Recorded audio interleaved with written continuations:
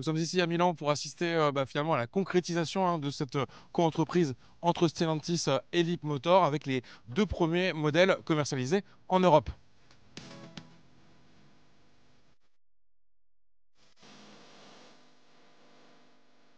Donc à ma gauche, le SUV C10 et à ma droite, la petite citadine T03, un modèle qu'on redécouvre finalement parce qu'il était commercialisé depuis 2022 par un importateur indépendant en France.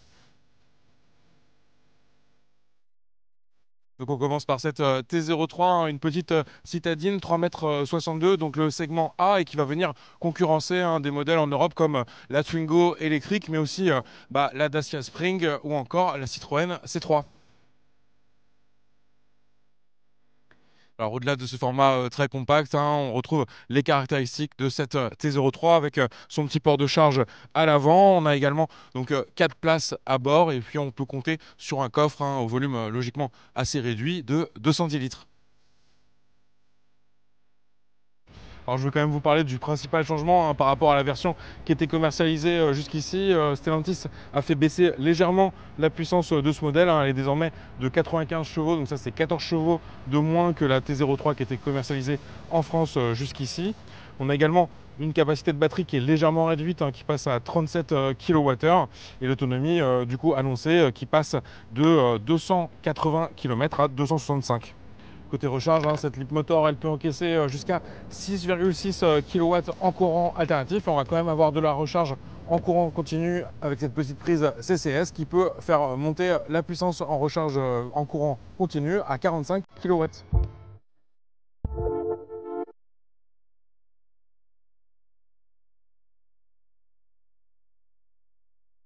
À l'intérieur de cette T03, rien d'exceptionnel, ça reste assez basique, mais finalement c'est ce qu'on attend d'un véhicule abordable 100% électrique.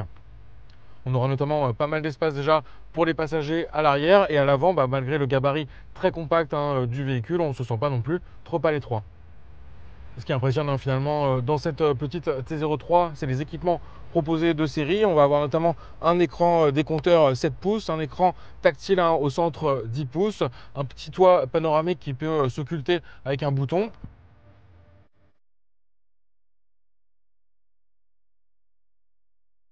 Et des assistants qui vont être pratiques au quotidien, donc le régulateur adaptatif, les caméras de recul, grand angle avec un plutôt bon niveau de définition, ou encore de nombreux bips pour savoir ce qu'il y a autour de nous dans la voiture. Côté recharge, pas d'induction, mais on va avoir deux ports type A placés à l'avant et pas de port en revanche à l'arrière.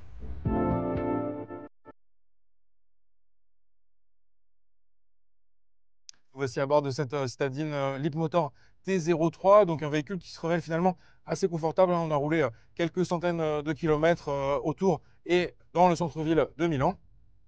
Un premier roulage qui nous a permis de nous faire une idée de ce véhicule. Moi, je m'attendais vraiment à quelque chose de beaucoup plus basique et finalement, on a quand même une petite voiture électrique agile, rapide finalement, parce qu'il n'y a pas beaucoup de puissance. D'ailleurs, le véhicule, il démarre toujours par défaut en mode éco, donc on va être vraiment bridé au niveau de la pédale d'accélérateur.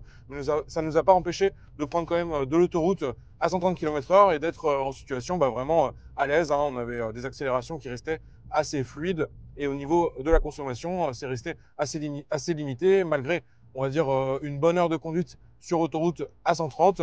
On est ressorti avec une conso sous les 20 kWh au 100.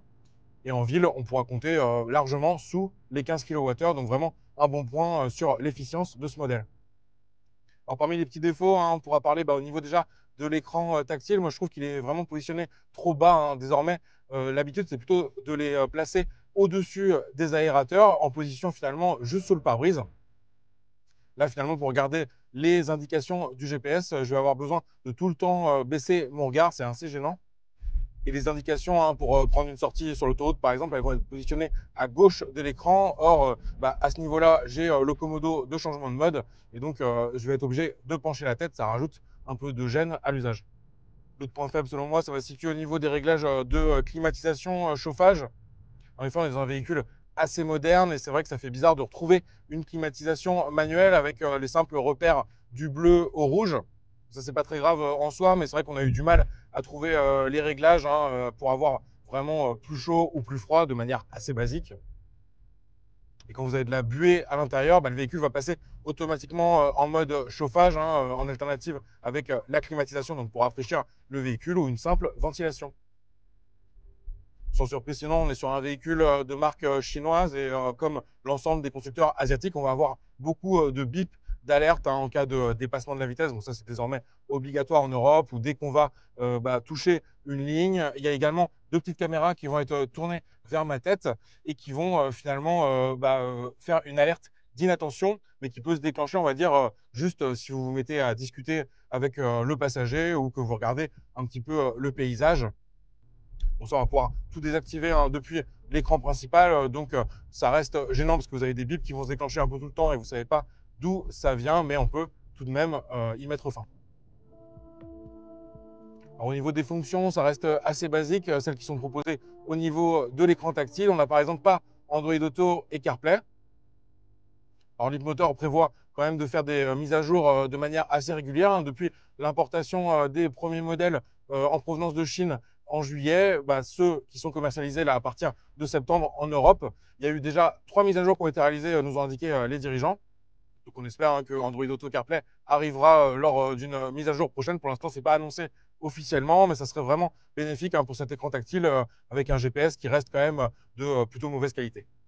Sur cet aspect de la conduite, hein, on a vraiment un véhicule qui reste assez polyvalent. Hier, on a roulé pas mal dans le centre-ville de Milan, et c'est vrai que le rayon de braquage de moins de 10 mètres, ça va être vraiment bénéfique, hein, pour avoir un véhicule agile et capable de se faufiler un peu partout. Alors, comme je vous disais, hein, le véhicule démarre par défaut en mode éco, mais on va bénéficier de deux autres modes disponibles, hein, si on veut notamment des accélérations plus rapides. Donc un mode sport et un mode normal. Donc, de manière générale, finalement, un petit regret sur cette T03 qui a quand même des points forts, d'avoir un manque peut-être de raccourcis avec des touches physiques. Et au niveau de l'écran des compteurs, c'est vrai que c'est dommage de ne pas pouvoir le personnaliser avec les infos de son choix, notamment des retours au niveau du niveau de consommation.